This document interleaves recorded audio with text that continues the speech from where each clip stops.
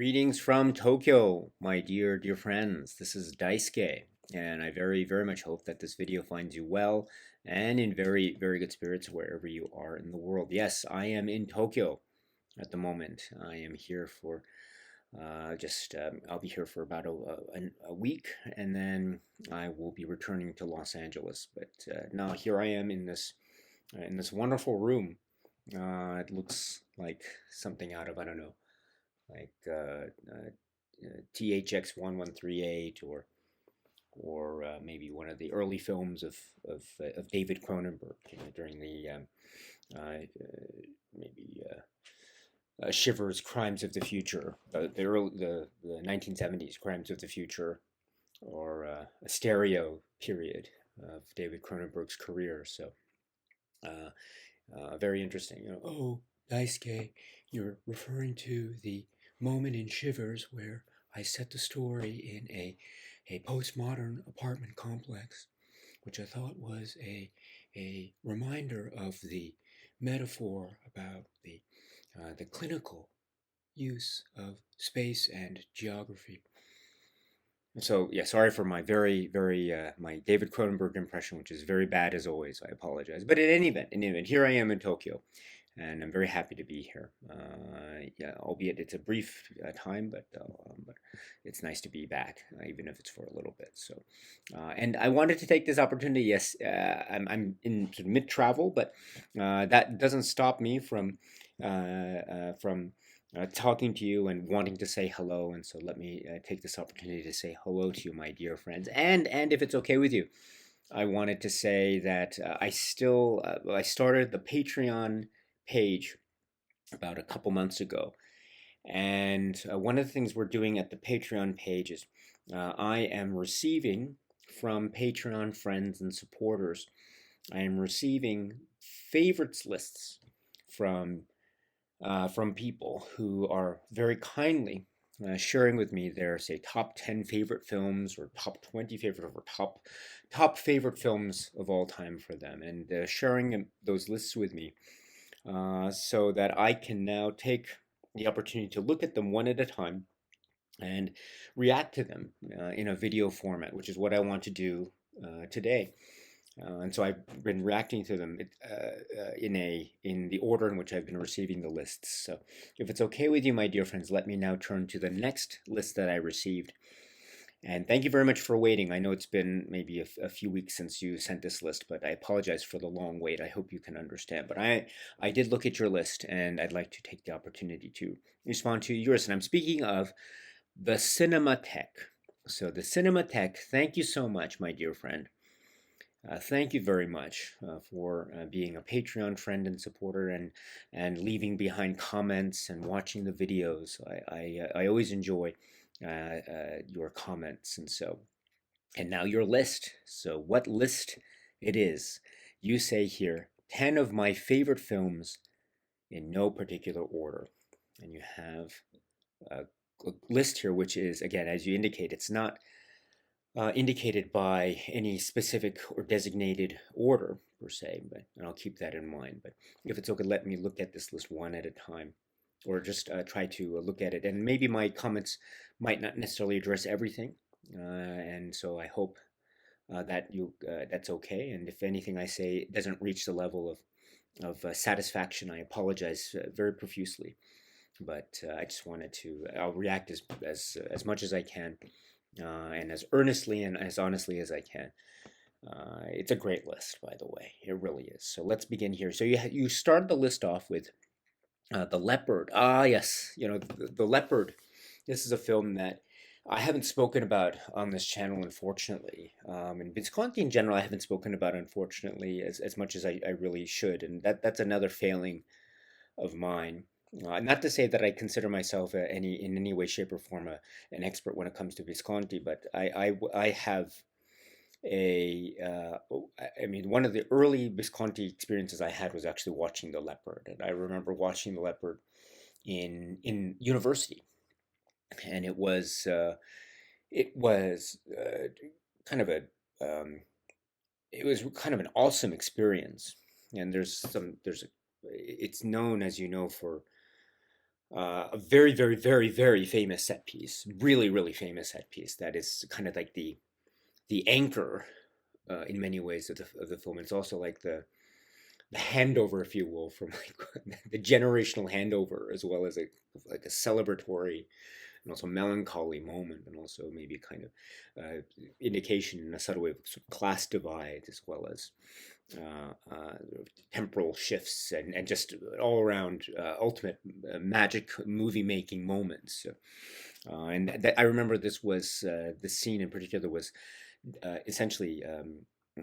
It was examined and kind of dissected in a film studies class that I was taking, and I was listening in on this wonderful lecture about the sort of the analysis of a very famous scene in the film The Leopard, and so I saw the film for the first time in that sort of academic context. Not to say that I totally was able to keep up with the conversation, because most of the conversation was far head and shoulders beyond what I could even hope to grasp or comprehend. But I was just fortunate to be able to listen to this, and I learned a lot of really wonderful things that really carried me throughout my life every time I revisit that film, The Leopard. So it's a great choice, really, really great choice. And then next you have Persona, which I think I have spoken a little bit about on this channel before, the Ingmar Bergman film.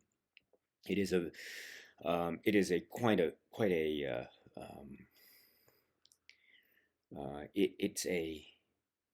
it's a very, and I mean this very complimentarily. It's a very radical film, incredibly radical film, and it in many ways also maybe in that kind of in one sense of the word radical, it also can be said to be very um, quite revolutionary actually, and in terms of its say aspect of of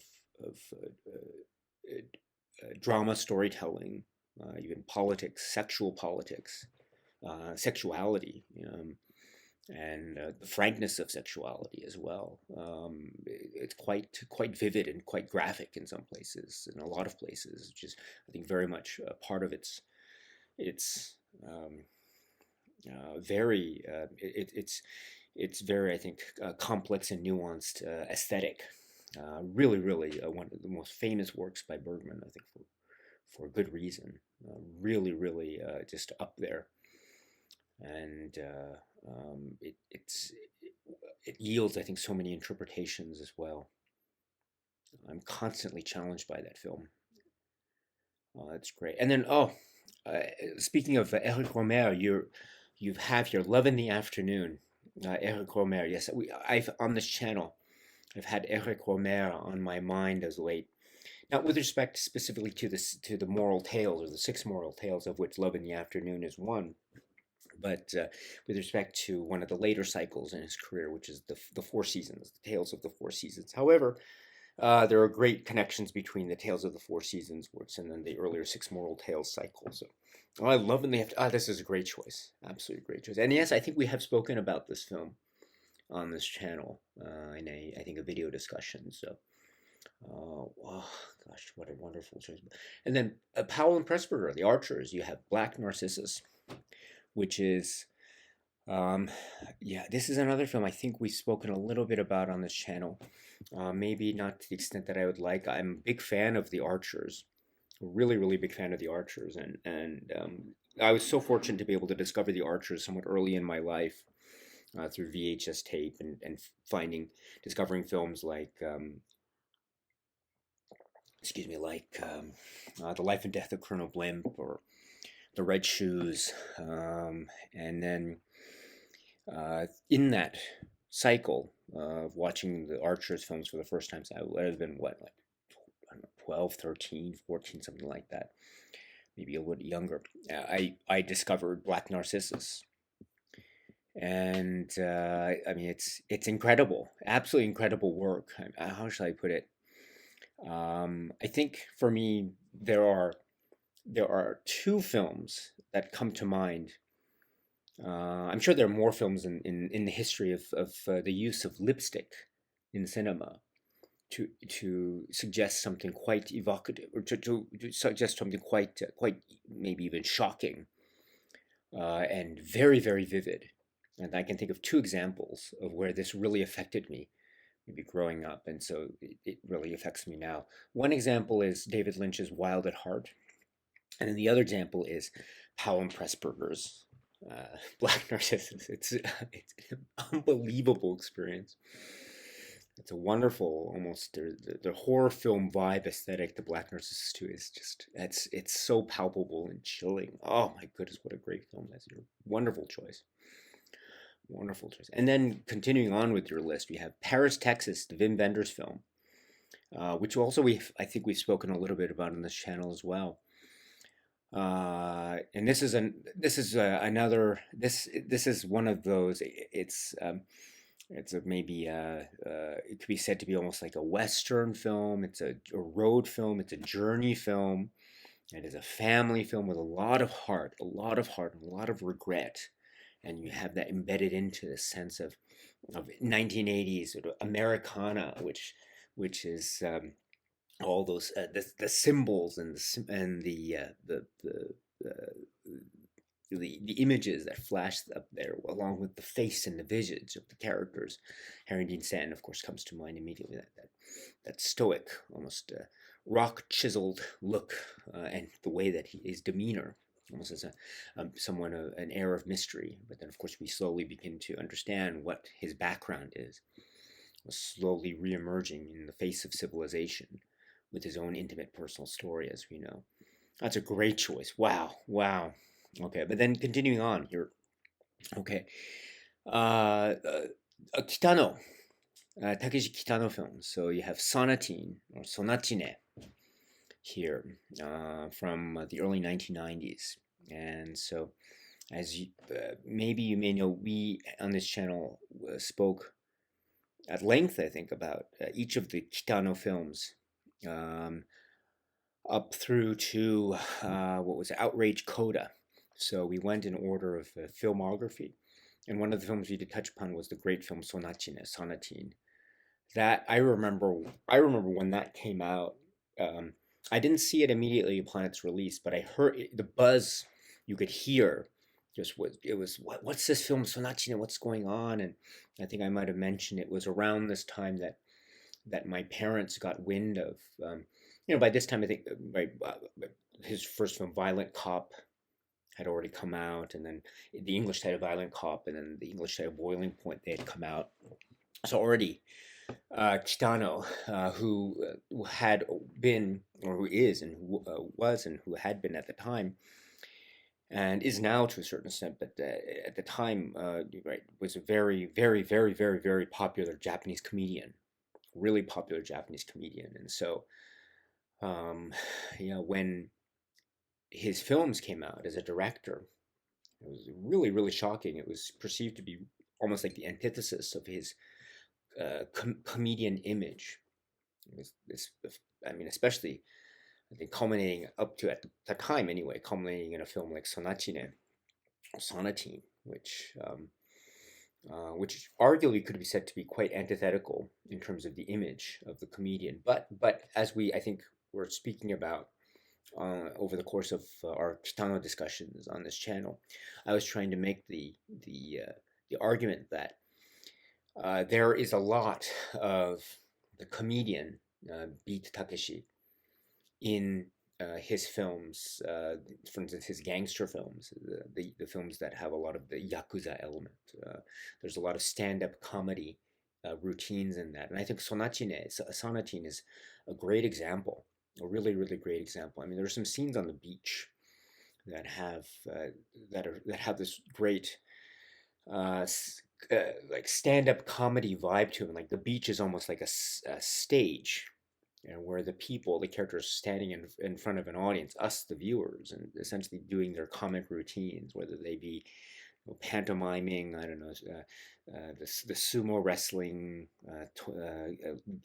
kids game, or if they are maybe trying to wash their hair in the rain or something, like, you know what I mean. So those kinds of things, I think, or wearing a shirt that might not be might be sort of overly loud in terms of color scheme, but something like that. So those moments I think are very much shining and reminders of the wonderful comedic timing of Beat Takeshi and company, while of course also displaying these flashes of say, violence and mayhem, which can also be described as, in their own way, being, I think, akin to uh, someone like, I don't know, like the French filmmaker Robert Bresson, very Bressonian in terms of its way in which it displays flashes of chaos and violence.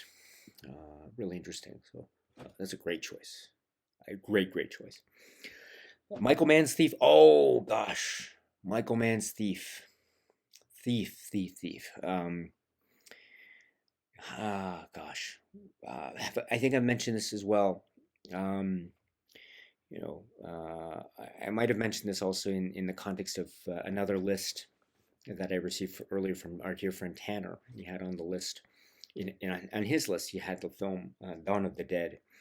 And I think I might have said in the context of that discussion about his list, I said that when it comes time for me to die and to shuffle off this mortal coil, one of my wishes would be to have at my funeral, playing at my funeral a couple of or few musical pieces. One of the musical pieces I would hope to be the gonk from Dawn of the Dead.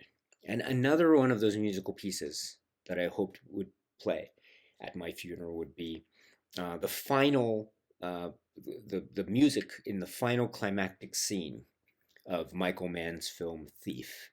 That passage of music would be something I wanted to have play at my funeral, because I think it's just so awesome and cool. Not to suggest that I think I myself am reaching the levels of coolness and awesomeness that are on display as personified or as exemplified by that beautiful piece of music, accompanying this incredible moment of the film. But it's just a reminder, I think, of just how cool it is. So, and of course, that's an example of the utterly dynamite performance. The performances all around, absolutely dynamite performances. James Caan, wow,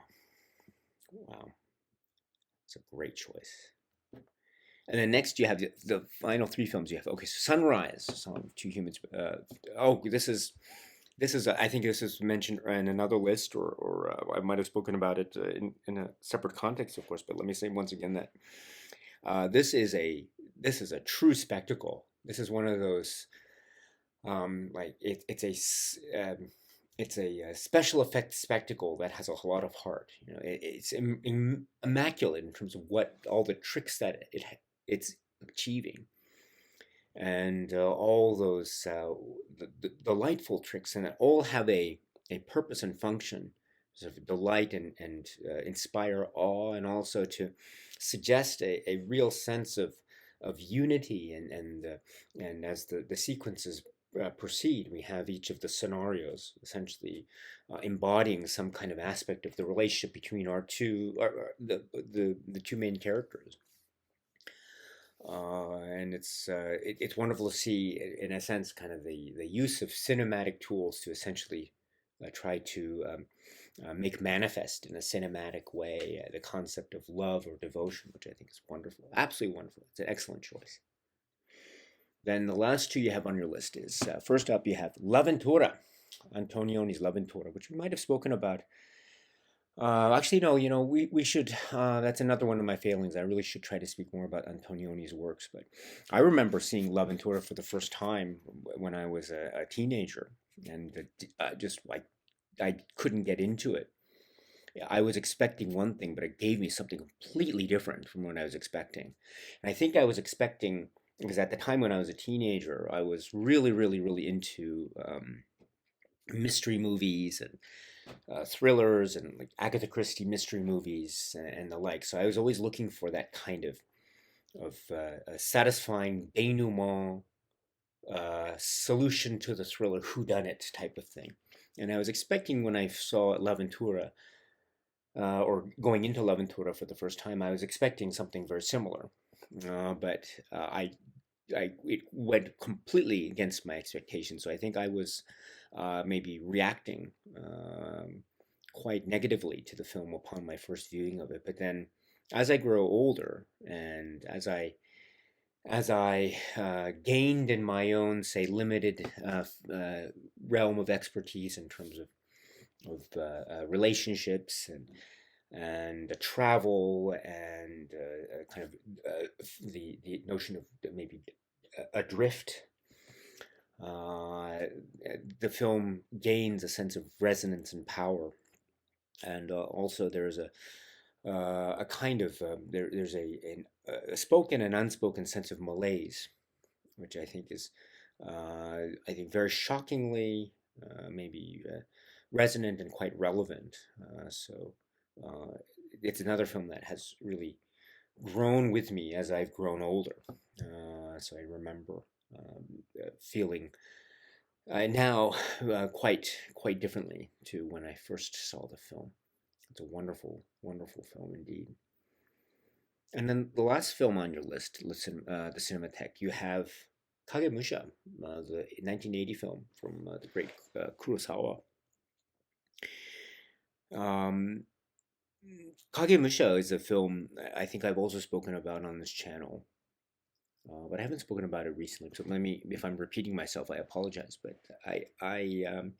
this was one that I discovered fairly early too in my life via, say, VHS tape. And I think the VHS tape that I was used to was the international, I want to say the international version. I always forget the proper naming of these things, but it was the slightly shorter version of the film with some of the scenes, you know, cut out. So it's slightly shorter. And some of the editing choices are a little bit different. The music cues enter slightly different in some places than the sort of longer version. But um, so it was about 2 hours, I think, and I was so much in awe of this film. You know, by that time I watched Kagemusha for the first time, I had already seen Ran, so I was used to the cadences and the sweep of a film like Ran. But then when I saw Kagemusha, it felt very different, and I think one of the things too that was so stirring about it, which it was more akin to a sort of historical drama. Ran is it's set in a kind of historical setting, but it's fictional characterizations, and in line with a kind of drama that's akin to Shakespeare. Whereas Kagemusha is very much like a historical setting and backdrop with figures who are taken out of the context of real historical events, etc. So of course, taken in a sort of the world of Kurosawa's film, and set in this story, you know, the heightened drama.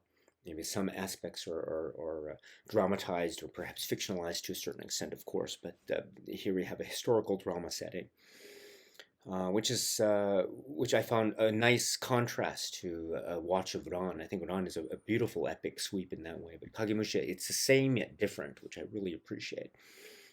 And both films too feature the great Tatsuya Nakadai.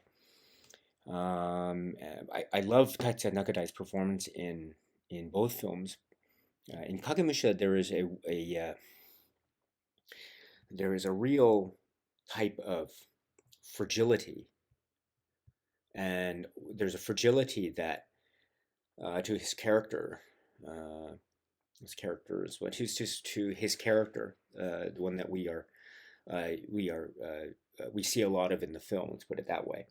And I love how his fragility um, maybe leads him to make certain choices that egg on his confidence. But perhaps when his confidence is egged on a bit too much, maybe when he gets a little bit carried away with, say, the illusion. What are the choices that he makes in terms of how much he believes his own illusion? I find that story to be incredibly poignant and very haunting, and to see what choices he is forced to make or must make or decides to make in the face of this, I think is also very beautiful and heartwarming. heartbreaking.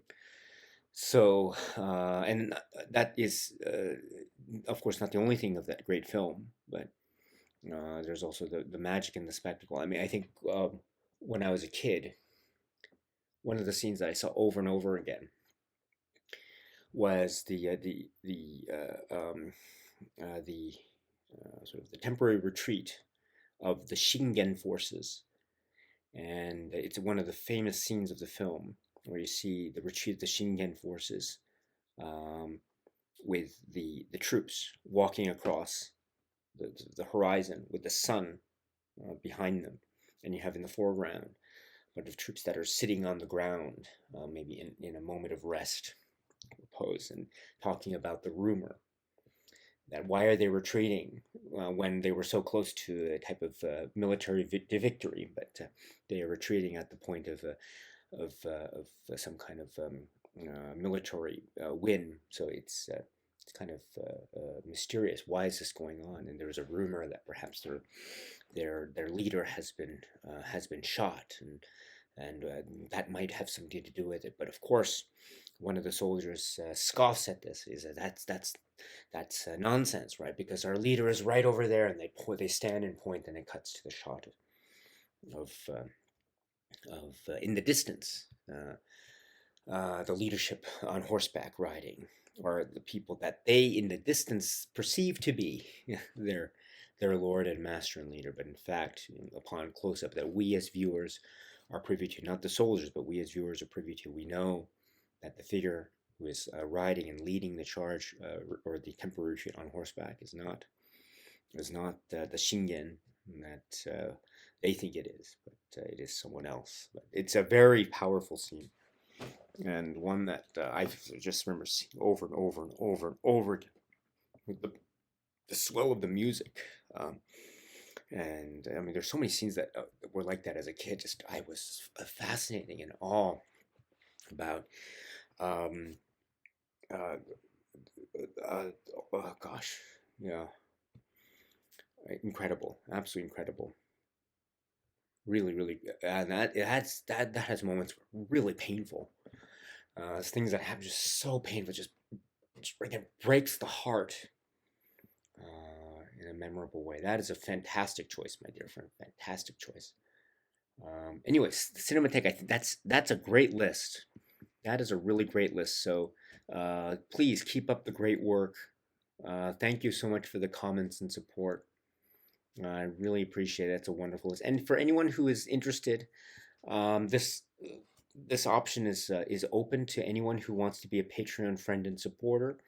I will continue to do this as long as I receive the list. So I will be very happy and very honored to do this if it's okay. And of course, if you don't want to do so, you don't have to participate. It's completely your choice. So I understand either way.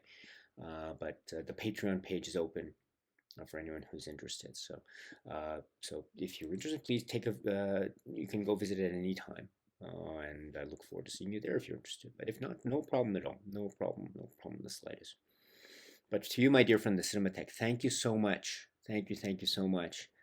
I will see you around, and maybe we can continue our conversations very soon. I enjoy it very much. But in the meantime, I hope you're well, and I hope that you're watching a lot of great movies. And from looking at your wonderful list, it sounds like you're doing quite well in that department. So anyway, my dear friend, thank you, and I'll see you again very soon. So cheers.